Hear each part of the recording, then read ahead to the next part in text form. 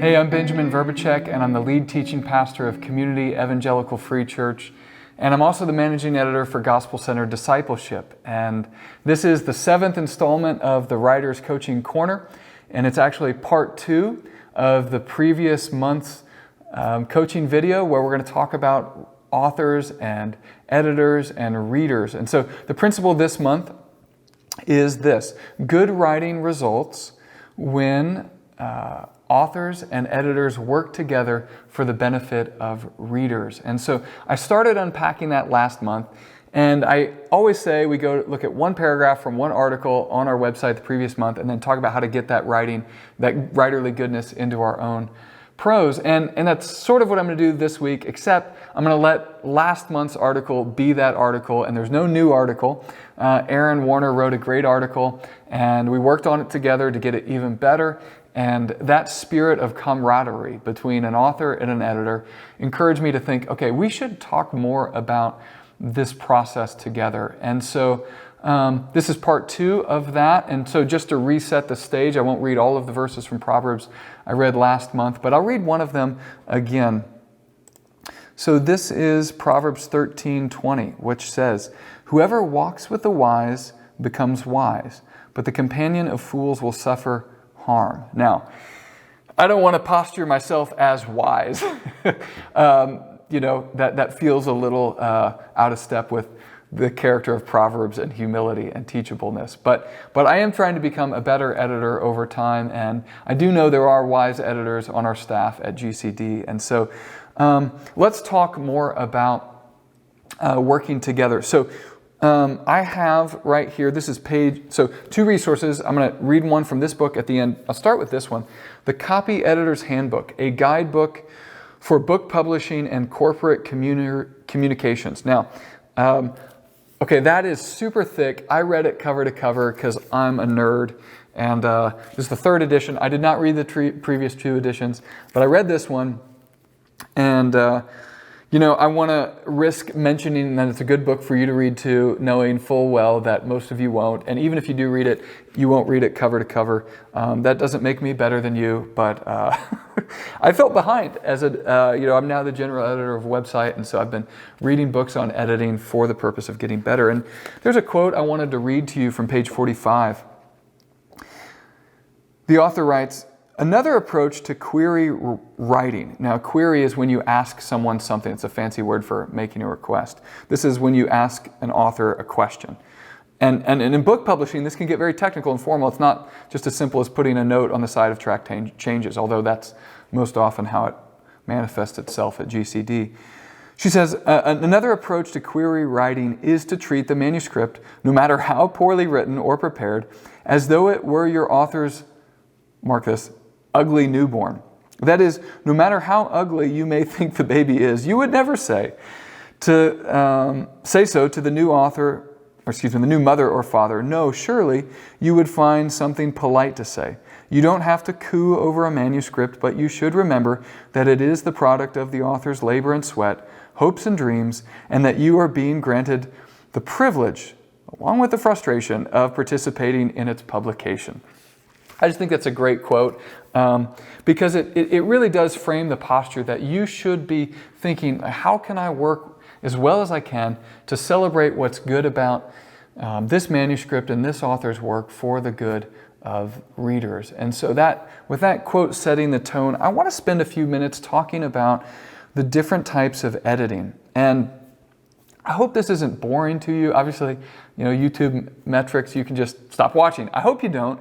Because it's actually very important for an author, not just an editor, but an author to know not all editing is the same type of editing. It's common to just say to someone, "Hey, will you proofread this for me?" And you use the word proofread generically. But you should mean, and you should be aware of, that there's more specific types of editing out there that you can request, that you can purchase, even as you hire people to edit your work. And so let's go through some of those. The first one is ghostwriting. Now, just say putting someone else's ideas and stories into prose. Now, there's a more ethical version, in my mind, of ghostwriting, and then there's a less ethical version of ghostwriting. I'm just going to leave that aside and say, at the level someone's just giving you ideas and giving you stories and you're putting that into prose, now whether your name is on that let's just leave that aside, the finished product. Let's just call that ghostwriting, but it is sort of the super involved version of editing. Then at the top as well of the most significant, most broad, most sweeping would be developmental, substantive, or content editing. Now this is when you're evaluating the overall content of the project. Specifically, what is the aim of the project, and is it effectively executed, and how can the content be improved? So you're looking at the content, okay, does this even work? Is it even a worthy goal? Has the author executed that goal in an effective way? And if not, how can it be improved? And of course it can be improved. So it's what ways can it be improved?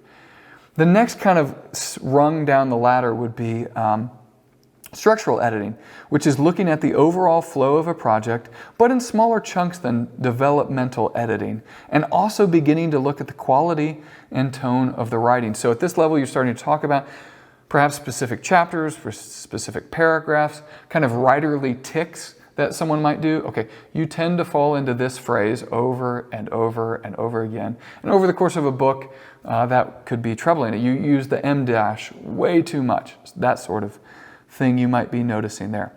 Then we come down to copy editing, which is improving the writing by improving the logical flow, transitions, word choice, and sentence structure, while also fixing grammar mistakes. So that's copy editing. Okay, so now we're in the paragraphs, we're in the sentences, we're changing things, we're working through very specific things and making small chunks much better. That's copy editing.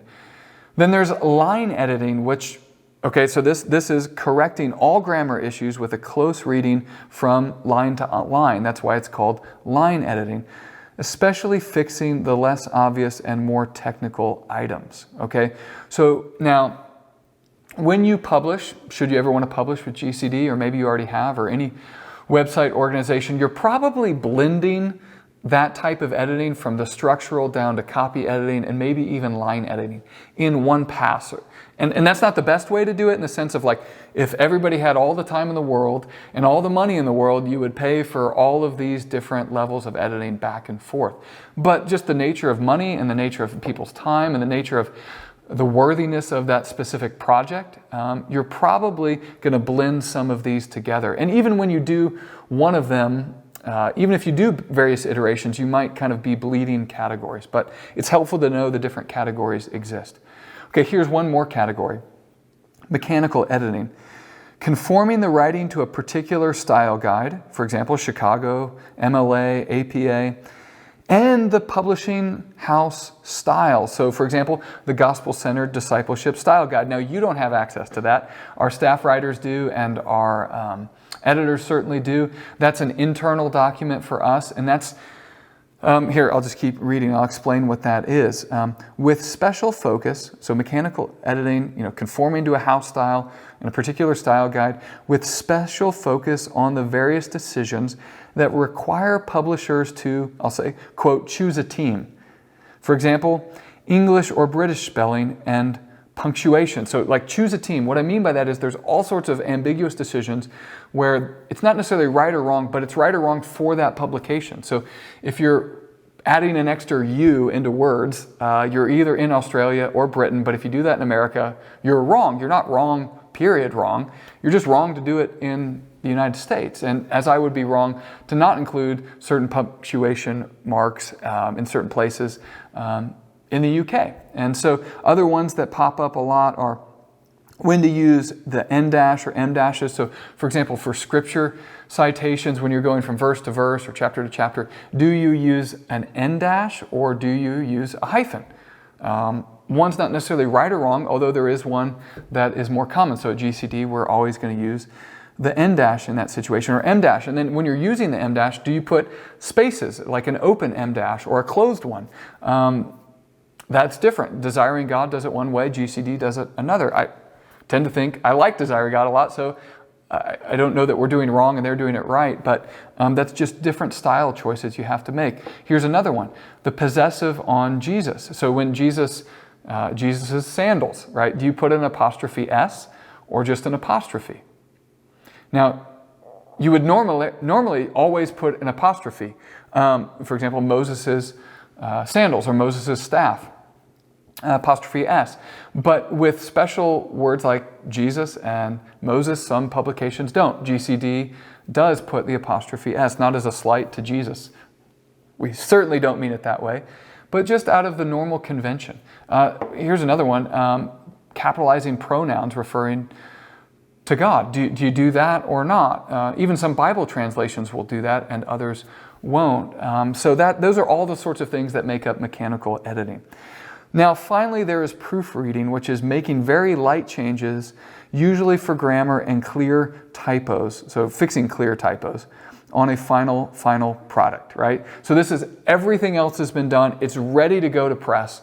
True proofreading is looking at it closely just to make sure no typo got missed or that no typo was introduced at any stage in the editing process. And so that's another look at the kind of the ways that you as an author and editor can work together, knowing that there's different types of editing. And I want to read a sentence or a paragraph here from, again, the Subversive copy editor from page 7. This relates to the last thing I want to say here in this video about editing, and that's this. Here's the quote. That the goal is to see the writer-editor relationship. If you see, I should phrase it this way because I'm picking up mid-sentence. To see the writer-editor relationship as inherently adversarial is to doom yourself to a career of angst and stress. The writer's job is far more difficult than the copy editor's. The writer has to actually write the thing. It is your privilege as an editor to polish copy without the tedium and agony of producing it in the first place. Your goal isn't to slash and burn your way through a document in an effort to make it conform to a list of styles and rules. Your first goal is merely to do no harm. And that's a theme that the author brings up many times over, that your main goal as an editor is to do no harm. So if you get a document and you edit it, make it better. Now, I just want to say that's my goal. That should be all of the editors at GCD, our goal. But sometimes, even when you're doing your best, and in general you've made the document better, you might make a typo or introduce a typo. It's an accident. You try not to do it, but it happens. Just want to encourage you as an author to receive that with graciousness. It annoys me as an author when editors who are trying to make the document better introduce a typo. I'm sure they're trying. It's an unnecessary thing that happens. And so just to work with that and take it in stride and fix it yourself and let the editor know. Because mistakes happen. I think, especially in a Christian context, we should be as gracious as we can be when that happens. And just to leave you with a final metaphor for editing, to me, when you're editing, it's sort of like in a video game when you have a turbo button. You're playing a video game, and I don't play many video games. I wasn't very good at them, don't like them very much, but I know many video games have some version of a turbo button, and when you hold it down, you're slowly losing that turbo, so to speak. That's a lot like what editing is that you only have so much attention, so much there's distractions around you. You can only block them out for so long and work with one piece for so long that you're slowly losing that turbo, that ability to edit effectively. Now, a professional editor has more turbo than just your friend who doesn't really edit, but they're a writer and they want to help you. But I mention that not just so you'll be sympathetic to editors, but to tell you that as an author, if you want your article to be the best that it can be for readers, then you need to submit to editors the best article you can. Because the better you can make that article, whether that's going to beta readers or getting informal editing from someone who is kind of sort of an editor before you go to a real editor, that's one way that you as an author can partner with editors to make the writing the best that you can for readers. And then ultimately in a Christian context, for the Lord. And so thanks for watching. That's a lot of content about editing, but I hope you find it helpful, and I hope you watch next month's video as well. Thanks for watching.